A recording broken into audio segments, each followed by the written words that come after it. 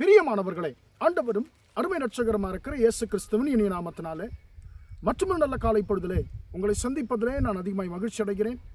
இந்த நாள் முழுவதுமாக நீங்கள் செய்கிற எல்லா காரியத்திலேயும் கர்த்தருடைய கரம் உங்களோடு கூட இருந்து உங்களை நடத்துவதாக. அன்பான பிள்ளைகளே, இந்த நாட்களில் நாம் ஆண்டவராக இயேசு கிறிஸ்துவனுடைய சிலுவை பாடுகளை குறித்து நாம் தியானித்து வருகிறோம். இன்றைக்கும் கூட நாம் இஸ்ரவேலர்களும் கிறிஸ்துவின் சிலுவை மரணமும் என்றதான தலைப்பிலே நாம் கர்த்தருடைய வார்த்தையை நாம் தியானிக்க போகிறோம்.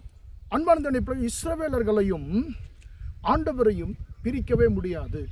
பழைய ஏற்பாட்டு காலத்திலே வாழ்ந்த இஸ்ரவேலர்களும் சரி, இப்பொழுது வாழ்ந்து கொண்டிருக்கிறதான இஸ்ரவேலர்களும் சரி, 99% இஸ்ரவேலர்கள் யூதர்கள் ஆண்டவராகிய இயேசு கிறிஸ்துவை மேசியாவாக அவர்கள் அங்கீகரிப்பதில்லை. ஆனால் அவர்கள் பழைய ஏற்பாட்டிலே அவர்கள் செய்ததான அவருடைய முற்பிதாக்கள் செய்த ஒவ்வொரு காரியமும் இன்றைக்கும் அவர்கள் செய்கிறதான சில சடங்காச்சாரங்கள் எல்லாமே ஆண்டவராகிய இயேசு கிறிஸ்துவை பிரதிபலிப்பதாய் அமைந்திருக்கிறது என்பதை பரிசுத்த வேதாகமத்தின் மூலமாக நாம் அறிந்து கொள்ள முடியும். உதாரணமாக அவர்களுடைய பண்டிகைகளாக இருக்கட்டும், அவர்களுடைய பலிகளாக இருக்கட்டும், அவர்கள் வாழ்க்கையிலே நடந்ததான சம்பவங்களாக இருக்கட்டும், இவை எல்லாமே ஆண்டவராகிய இயேசு கிறிஸ்துவனுடைய வாழ்க்கையை பிரதிபலிக்கிறதை நாம் அறிந்திருக்கிறோம். இன்றைக்கும் கூட முதலாவதாக நாம் இஸ்ரவேலர்களுடைய பண்டிகைகளிலே கிறிஸ்துவனுடைய சிலுவை மரணம் என்றதான தலைப்பிலே நாம் சில நாட்களுக்கு நாம் கர்த்தருடைய வார்த்தையை நாம் தியானிக்க போகிறோம்.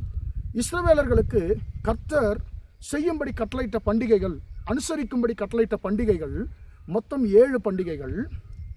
அது தவிர்த்து அவர்கள் கர்த்தரை துதிக்க வேண்டும் என்றதான ஒரு எண்ணத்தோடு ஏற்படுத்தி கொண்டதான பண்டிகைகள் ஒரு 2, மொத்தம் 9 பண்டிகைகள். அதில் கர்த்தர் கட்டளையிட்டவைகள் 7, கர்த்தரை துதிக்க வேண்டும் என்ற ஒரு உள்ளத்தோடு அவர்கள் ஏற்படுத்தி கொண்ட பண்டிகைகள் ஒரு 2. அன்பார்ந்த இந்த பண்டிகைகளில் 4 பண்டிகைகள் ஆண்டவராகிய இயேசு கிறிஸ்துவனுடைய சிலுவை மரணத்தோடு கூட உயிர்த்தெழுதலோடு கூட சம்பந்தப்பட்ட பண்டிகைகளாக இருக்கிறது. வருகிற நாட்களில் அந்த 4 பண்டிகைகளை குறித்து நாம் தியானிக்க போகிறோம். முதலாவதாக நாம் இன்றைக்கு பஸ்காவும் கிறிஸ்துவின் சிலுவை மரணமும் என்றதான தலைப்பிலே நாம் ஆண்டவருடைய வார்த்தையை தியானிக்க போகிறோம். அன்பார்ந்த பிள்ளைகள், முதலாவதாக நாம் பஸ்காவுக்கான ஆயத்தம் என்றதான தலைப்பிலே பஸ்கா பண்டிகைக்கு முன்பதாக அவர்கள் செய்கிறதான 2 ஆயத்தங்கள், அவர்கள் இந்த பண்டிகைக்கு எப்படியாக ஆயத்தப்படுவார்கள் என்பதை குறித்ததான 2 காரியங்களை நாம் இன்றைக்கும் நாளைக்கும் நாம் தியானிக்க போகிறோம். அன்பார்ந்த நாம் எல்லாரும் அறிந்திருக்கிறோம், இஸ்ரவேல் ஜனங்களுடைய பண்டிகைகளிலே பிரதானமான பண்டிகை இந்த பஸ்கா பண்டிகை. அன்பார்ந்த பிள்ளைகளே, இந்த பண்டிகை தான் அவர்களுடைய விடுதலைக்கு கர்த்தர் அவர்களை விடுதலையாக்கின, அதை எகிப்திலிருந்து விடுதலையாக்கினதை தலைமுறையாய் நினைவு கூற வேண்டும் என்று சொல்லி கர்த்தராலே அவர்களுக்கு கொடுக்கப்பட்டதான பண்டிகை இந்த பஸ்கா பண்டிகை. இதற்கு அவர்கள் எப்படியாய் ஆயத்தப்படுவார்கள் என்று சொல்லி முதல் ஆயத்தத்தை இன்றைக்கு நாம் தியானிக்க போகிறோம். முதலாவதாக இந்த பஸ்கா பண்டிகை குறித்து யாத்ராகமம் 12ஆம் அதிகாரத்தில் நாம் முழுவதுமாக நாம் வாசிக்க முடியும். அன்பார்ந்த பிள்ளைகளே, இனி கொஞ்ச நாட்களுக்கு நமக்கு இந்த 12ஆம் அதிகாரம் யாத்ராகமத்தில் இருக்கக்கூடிய ஒரு சில அதிகாரங்களையும் நாம் தொடர்ந்து சில காரியங்களை நாம் தியானிக்க போகிறோம். இந்த பஸ்கா பண்டிகைக்கு எப்படி ஆயத்தப்படுவார்கள்? முதல் ஆயத்தம், புளிப்புள்ள அப்பத்தை தங்கள் வாசஸ்தலத்திலிருந்து நீக்குதல் என்றதான காரியத்திலே அவர்கள் ஈடுபடுவார்கள். அந்த வீட்டிலே இருக்கக்கூடியதான குடும்ப தலைவர் என்ன செய்வார்னு சொன்னால், அவர்கள் பிள்ளைகள் இல்லாத நேரத்திலே புளிப்பால் நிறைந்த அப்ப துண்டுகளை அங்கங்கே ஒரு மென்மையான துணியிலே சுற்றி அங்கங்கே ஒளித்து வைத்து விடுவார்.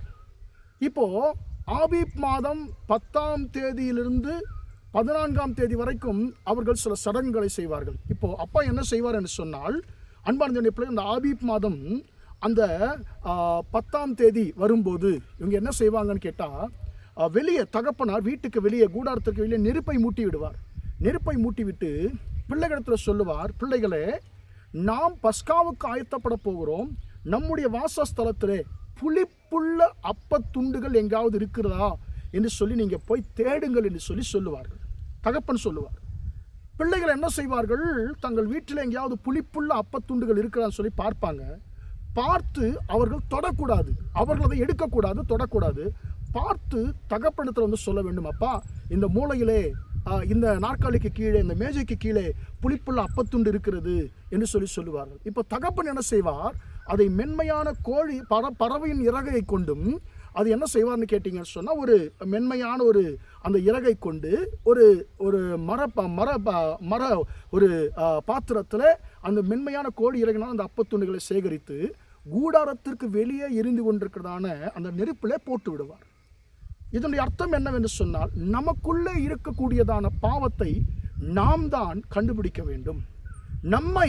நாம் தான் நம்மை பரிசோதனை செய்து கொள்ள வேண்டும். நம்முடைய வாழ்க்கை நாம் தான் பரிசோதித்து பார்க்க வேண்டும். புளிப்பு கர்த்தருக்கு விரோதமான பாவத்திற்கு அடையாளமாக இருக்கிறது.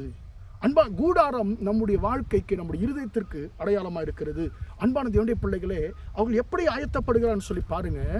பஸ்காவுக்கு ஆயத்தப்படுகிற போது புளிப்புள்ள அப்பம் எங்கள் கூடாரத்திலே இருக்கக்கூடாது என்பதை குறித்து மிகவும் ஜாக்கிரதையாக இருந்தார்கள். அன்பான தேவனுடைய பிள்ளைகளே, நம்முடைய பாவங்களை நாம் மனுஷனிடத்தில் அறிக்கை செய்ய வேண்டிய அவசியமே கிடையாது. நம்முடைய தகப்பனிடத்தில் தான் நம்முடைய பாவங்களை அறிக்கை செய்ய வேண்டும். வசனம் சொல்லுகிறது, தன் பாவங்களை மறைக்கிறவன் வாழ்வடைய மாட்டான், அவைகளை அறிக்கை செய்து விட்டு விடுகிறவனோ இரக்கம் பெறுவான். நமக்குள் பாவம் இல்லை என்போம் என்று சொன்னால் நம்மை நாமே வஞ்சிக்கிறவர்களாக இருப்போமே என்று சொல்லி வார்த்தை சொல்லுகிறது.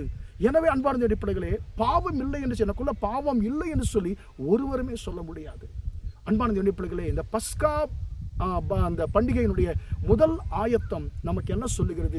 கர்த்தருக்கு பிரியமில்லாத இந்த புளிப்புள்ள அப்ப துண்டுகளுக்கு ஏதுவாக இருக்கக்கூடிய பாவங்கள் அங்கங்கே ஏதாவது மூளையில் ஒட்டி கொண்டிருக்கிறதா, அல்லது உங்கள் கண்களுக்கு தெரியாமல் உங்கள் வாழ்க்கையிலே அந்த உங்கள் கூடாரம் என்ற இருதயத்தில் எங்கேயாவது ஒட்டி கொண்டிருக்கிறதா? நீங்கள் தேடுங்க சொல்லி ஆண்டவர் சொல்லுகிறார்.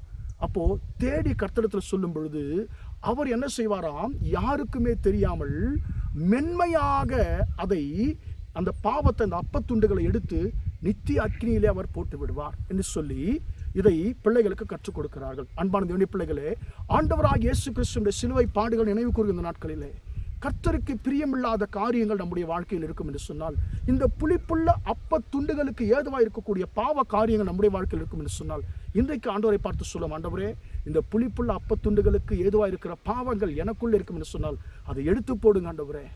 அப்பா, என்னை நான் பரிசுத்தப்படுத்திக் கொள்ள ஆண்டவரே உம்முடைய கரத்தில் ஒப்புக் கொடுக்கிறேன்.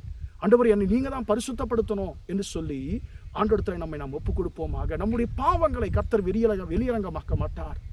யாருக்குமே தெரியாமல் அதை ரகசியமாக நம்முடைய பாவங்களை நம்மை விட்டு எடுத்து அவர் நம்மை சுத்திகரிக்கிற தேவனாக இருக்கிறார். எனவே அன்பான பிள்ளைகளே, நம்முடைய பாவங்களை நம்மை விட்டு நீக்கி போடும்படி கர்த்தரிடத்திலே மன்றாடுவோமாக. ஜெபிப்போம். இரக்கமுள்ள தகப்பனே, உம்மை நன்றியோடு துதிக்கிறேன், ஸ்தோத்திரிக்கிறேன். இம்மட்டுமாக இந்த வார்த்தைகளை கேட்ட உம்முடைய பிள்ளைகளை நீங்கள் ஆசீர்வதிங்க ஆண்டவரே. அப்பா, பஸ்கா ஆண்டவர் பண்டிகையினுடைய முதல் ஆயத்தத்தை குறித்து இன்றைக்கு நாங்கள் பார்க்க கர்த்தனை கிருபை தந்தீர், உமக்கு ஸ்தோத்திரம் ஆண்டவரே. அந்த புளிப்புள்ள அப்பத்துண்டுகளுக்கு ஏதுவாக இருக்கிற பாவ காரியங்கள் எங்கள் வாழ்க்கையில் இருக்கும் என்று சொன்னால் அது எங்கள் வாழ்க்கையை விட்டு எடுத்து போடும்படியாக ஜெபிக்கிறேன். தகப்பன் ஆண்டவர், இந்த கிருபை ஒவ்வொருவருக்கும் கொடுப்பீராக. ஆண்டவரே, எங்களுக்குள்ளே உமக்கு பிரியமில்லாத காரியங்களை ஆண்டவரே நீ நிரந்தரமாக எங்கள் வாழ்க்கையை விட்டு நீ எடுத்து போடும்படியாக ஜெபிக்கிறேன். இந்த நாள் முழுவதுமாய் உங்களுடைய பிள்ளைகள் செய்கிற எல்லா காரியத்திலையும் உங்களுடைய கரம் கூட இருந்து நடத்தட்டும் என்று இயேசுவின் நாமத்தில் ஒப்பு கொடுத்து ஜெபிக்கிறேன், ஜீவனுள்ள நல்ல பிதாவே. ஆமேன், ஆமேன். பிரியமானவர்களே, கர்த்தர் உங்களை ஆசீர்வதிப்பாராக. Praise the Lord.